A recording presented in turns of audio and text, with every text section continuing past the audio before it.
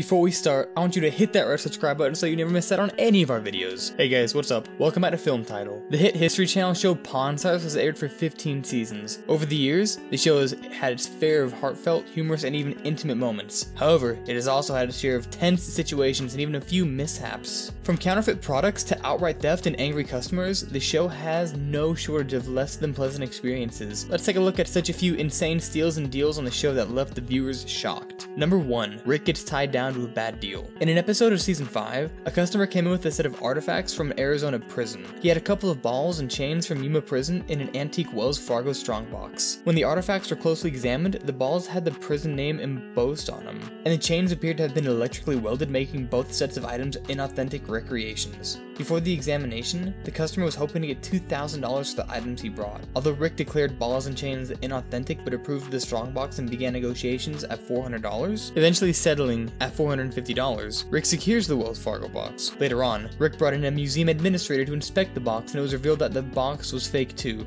It's a well-made box, there's no question about that. But it ain't a $450 box. I thought it was fake to start with. Well, then why didn't you say anything?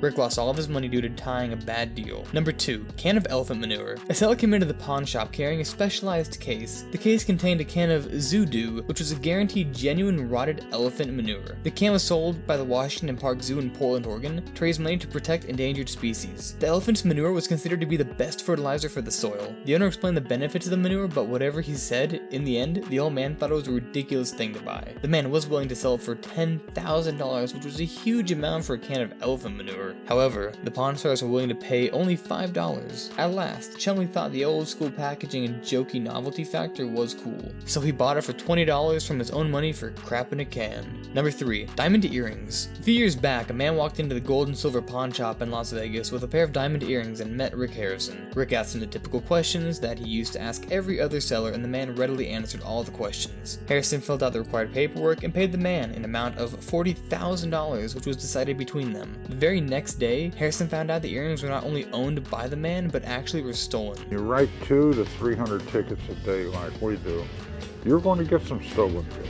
You know, not that you did anything wrong, but it scares me when you say it's your buddy's chain. I don't know where your buddy got it.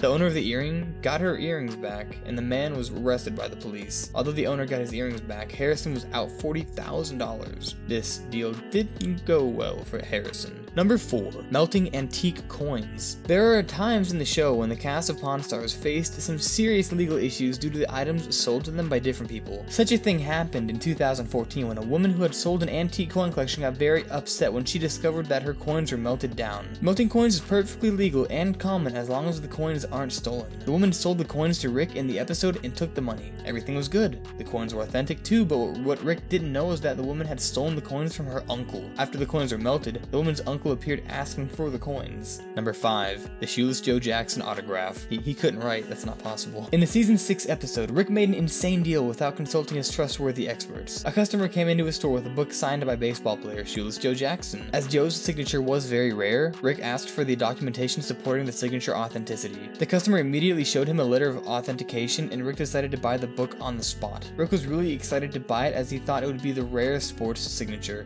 If it wasn't for the scandal, there is no doubt that he would make it to the Hall of Fame.